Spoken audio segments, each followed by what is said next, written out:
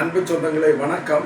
இன்னைக்கு ஜுரம் ரொம்ப ஆதங்கப்பட்டு டிவிக்கு கட்சியில் விஜய்க்கு உழைத்த ஒரு மனிதன். உண்மையிலே அந்த ஆள் ரொம்ப வருத்தத்தோடு தான் பேசியார்.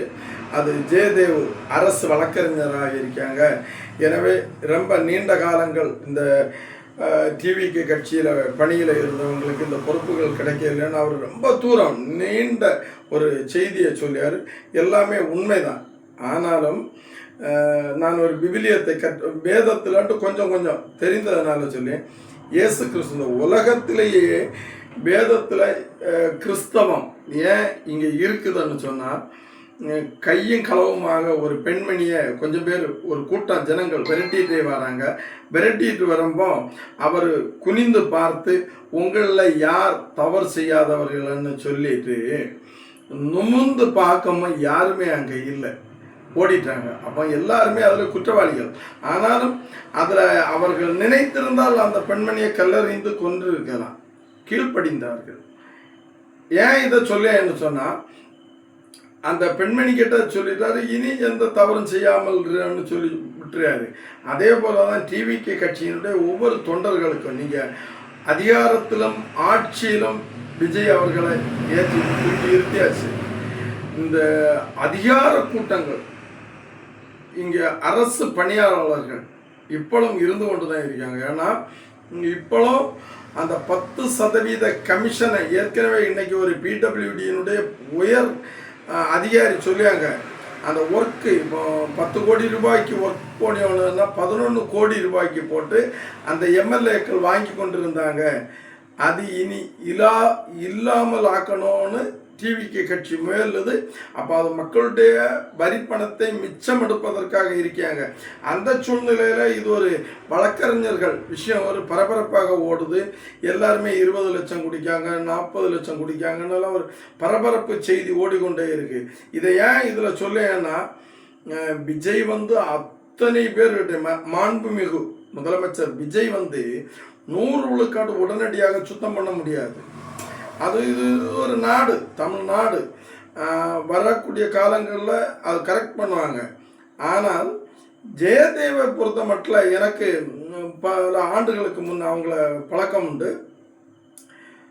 ஒரு கேஸில், சம்மந்தமே இல்லாத ஒரு கேஸில் அவங்க ஜாதி மதம் எதையுமே பார்க்கல. என்னென்ன முழுமையாக தெரியக்கூட செய்யாது. அந்த கேஸில் இருந்து வழக்கிலிருந்து விலக்களித்து அவங்க விட்டாங்க. எனவே அந்த மனிதனும் நல்ல ஒரு மனிதன் தான். பழகக்கூடிய அளவுக்கும் இந்த சமூகத்தில் நேர்மையாக பயணிக்கணும் அப்படின்னு நினைக்காங்க. பயணித்து கொண்டிருந்த வாகனம் பஞ்சர் ஆச்சுது. அப்போ இன்னொரு வாகனத்தில் ஏறி பயணிப்பது தவறு கிடையாது. எனவே டிவிக்கு கட்சியினுடைய நண்பர்களுக்கு என்னுடைய வேண்டுகோள், அந்த மனிதன் நல்லவர் தான்.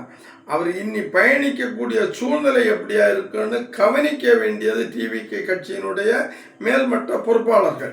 ஆனால் இதுக்கு இடையில ஒரு செய்தியை சொல்லேன். என்ன சொல்லேன்னா, அதுக்கு இன்னைக்கு விமர்சனங்கள் வந்து கொண்டிருக்கு. இந்த மணல் பிரித்தெடுப்பதற்கு குமரி மாவட்டத்தை பொறுத்த மட்டும் மணல் பிரித்தெடுப்பதற்கு சரியான ஆய்வுகள் நடத்தியாங்க. அதில் மக்களுக்கு தேவையான மணல் பிரித்தெடுத்தா எப்படி இருக்கும், மணல் பிரிக்காமல் இருந்தால் எந்த மாதிரி இருக்கும்னெல்லாம் ஆய்வு சரியாக சொல்லுது. அது ஒரு இங்கே இருக்கக்கூடிய இப்போதைய கிறிஸ்தவர்களை 2 தரப்பட்ட மக்கள் இருக்காங்க. அன்னைக்கு இயேசு கிறிஸ்துவ கூட இருந்த கிறிஸ்தவர்களை போல குப்பாயத்தை போட்டுட்டு ஏதாவது உண்மையான நல்ல திட்டங்கள் வந்தாச்சுன்னு சொன்னால், போதகர்கள் என்ற வடிவில் அந்த கிழக்கு பகுதியில் என்ன பண்ணியாங்க, விழிஞ்சம் துறைமுகம் அங்கே கேரளாவில் போச்சுது. அங்கே மீனவர்களுக்கு என்ன பாதிப்பு இருக்காங்க. அங்கேயும் அவங்க மனதார ஏற்றுக்கொண்டு அங்கே இப்போ அது ஒரு பொண்ணு விளைய பூமியாக விழிஞ்சம் இருந்து கொண்டு இருக்குது. குமரி மாவட்டத்தில் அது கிறிஸ்தவர்களுக்கு, கிறிஸ்தவ போதனைகளுக்கு இயேசு கிறிஸ்து சொன்னாரா, நீங்கள் இந்த மாதிரி குப்பாயத்தை போட்டுட்டு போராடுங்க அப்படின்னு சொன்னாரா கிறிஸ்தவ போதகர்கள்ட்ட? அப்படி கிடையாது. அது ஆய்வுக்கு உட்படுத்துங்க. இப்போ ஒரு மணல் பிரித்தெடுப்பதற்கு அரசியல்வாதிகளும் அந்த ஓட்டுக்காக இங்கே ஓடி போய் அவங்க கூட நின்று ஒரு பெரிய திட்டத்தை, ஒரு பெரிய ப்ராஜெக்டை நீங்கள் விரட்ட நினைக்கிறீங்க. வெட்கக்கேடான ஒரு விஷயமாகும் இது. காங்கிரஸ் கட்சி தயவு செய்து, நீங்கள் எவ்வளவு பெரிய பொறுப்பில் இருங்க, எவ்வளவு பெரிய அதிகாரங்களில் இருங்க, நல்ல திட்டங்கள் வருகின்றது என்று சொன்னால் அறிவியல் ரீதியாக ஆய்வு செய்யுங்க. ஆய்வின் அடிப்படையில் இது இந்த மக்களுக்கு ஒரு கட்டுரை எழுதுங்க, புத்தகங்கள் எழுதுங்க, நீங்கள் தெளிவுபடுத்துங்க. இந்த திட்டம் வந்தால் இவ்வளவு தூரம் மோசமாகும், இல்லை ஆகாதுன்னு சொன்னால் மக்களை ஏமாற்றாங்க. ஏன்னா எல்லாம் திட்டமிடுதல். இப்போ நமக்கு காய்ச்சல் 108 டிகிரி இருக்குன்னா 103, 99 இதெல்லாமே தெளிவாக தெரியும். எனவே காங்கிரஸ் கட்சியினர் உண்மையான ஐயா காமராஜர் எவ்வளவோ பெரிய பணக்காரமாரெல்லாம் பட்டணங்கள் அந்த சாணல் வெட்டும் பொழுது தங்க கட்டிகள் எடுத்து கொடுத்தாலும் அப்பா தள்ளி நெல்லு சாத்தான் அப்படி சொன்ன ஒரு நீங்கி நெல்லுன்னே சொல்லிடுறாரு எத்தனையோ பெரிய கோடீஸ்வரர்கள்ட்ட. எனவே காங்கிரஸ் கட்சி நண்பர்களுக்கு என்னுடைய வேண்டுகோள், எந்த திட்டங்கள் நல்ல திட்டங்கள் வருகின்றதோ அந்த திட்டங்களுக்கு சரியான ஆய்வு செய்து அதை ஏற்றுக்கொள்ளணுமா வேண்டாமா என்பதை அறிவியல் ரீதியாக நீங்கள் செய்யுங்க. அதை தாண்டி 2 தரப்பட்ட கிறிஸ்தவர்களில் குப்பாயம் போட்டுட்டு கிழக்கு பகுதியில் கடல் ஓரங்களில் இருக்கக்கூடிய ஒரு போதகர்கள், இந்த பகுதியில் மேற்கு பகுதியில் இருக்கிற போதகர்களுக்கு அந்த மாதிரி சிந்தனையே வராது. வெயிலில் இட்டால் உணங்கவும் மாட்டாங்க, அப்படி என்னன்னா தண்ணியில் போட்டால் நனைய மாட்டாங்க, கரையில் போட்டால் அந்த மாதிரி ஒரு பழமொழி உண்டு உங்களுக்கு.